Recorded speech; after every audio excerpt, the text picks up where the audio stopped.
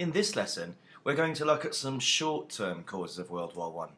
To recap from last lesson we looked at some of the long-term causes.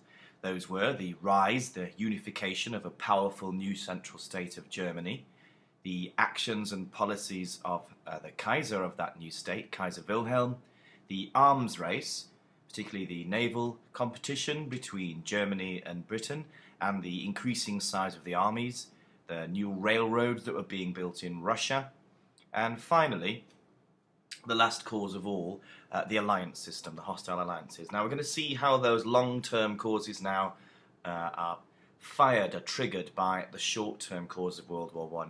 And again, while you're watching this video, consider at each cause how much is Germany responsible and how much is Germany not responsible. So let's look at the first cause. Now this is the very famous murder in Sarajevo of Archduke Franz Ferdinand. But why? Why did that happen?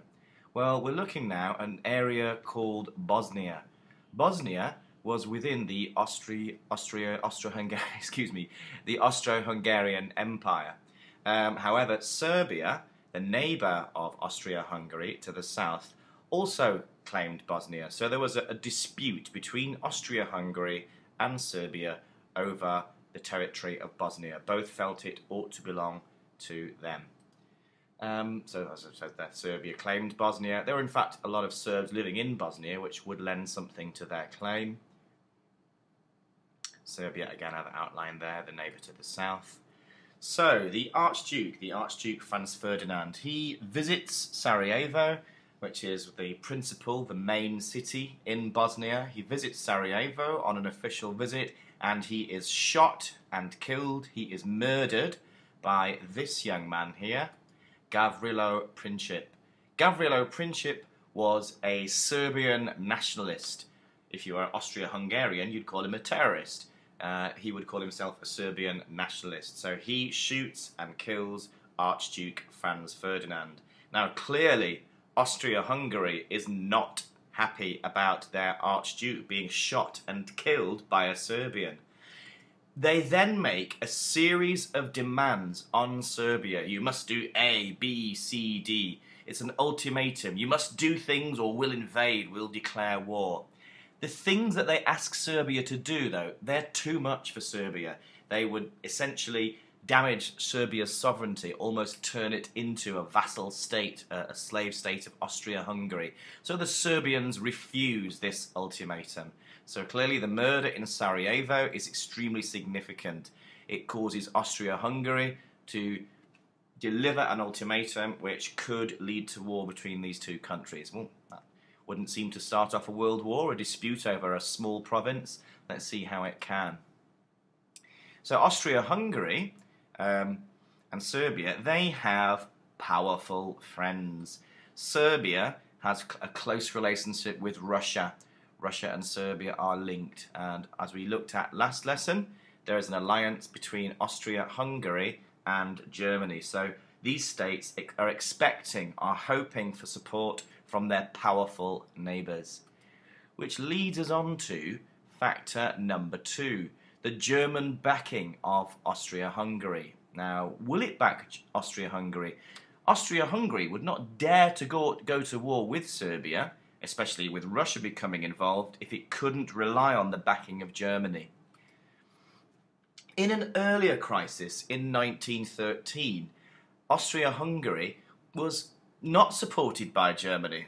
Clearly, Kaiser Wilhelm didn't say these exact words, but that's the message. Sorry guys, you're on your own. Germany wouldn't back up Austria-Hungary in an earlier crisis in 1913, and there was no war in 1913. Austria-Hungary didn't risk going to war if it didn't have the backing of its powerful neighbour Germany. However, in 1914, Kaiser Wilhelm changes his mind. He is very much now behind Austria-Hungary. Again, clearly these are not the words of Kaiser Wilhelm, I've just sort of summarised them there. Okay guys, we're behind you. In fact, go ahead and do it, man. Basically, Germany is encouraging Austria-Hungary to go to war with Serbia, and it's giving a definite promise of support. That leads us on to factor number 3. What would the British do? Can you remember the name of the type of understanding that Britain had with both France and Russia? It was an entente. Now this was not, if you remember, an absolute promise of assistance. And so it wouldn't commit Britain to war with France and Russia. And perhaps if Germany had heard of a definite commitment from the British saying, yes, publicly, France, Russia, we will definitely support you in a war, you could argue that Germany wouldn't have risked supporting Austria-Hungary and wouldn't have risked getting involved in the war. However, Sir Edward Grey, the British Foreign Secretary, he didn't make such a commitment. He didn't say, yes, we'll definitely back you. He preferred to try and negotiate a way out of the war. Now, Britain has been criticised for that. Here's a criticism at the time by Sergei Sazonov, the Russian foreign minister. I do apologise, I'm going to do it in my very bad Russian accent. In 1914, Sir Edward Grey should have made a clear statement that Britain would stand by France and Russia. I insistently asked him to do this, but he refused. He could have saved humanity from that terrible catastrophe. Okay, apologies for that awful Bond villain accent there. But what is Sergei Sazonov saying? He's saying, look, Britain should have made a definite statement, and his implication, if they'd made that statement, perhaps Germany would not have risked going to war. Well, Britain made no such statement, and they in fact stopped negotiating with the Austrians, the Germans and so on, because on the 3rd of August, that was irrelevant.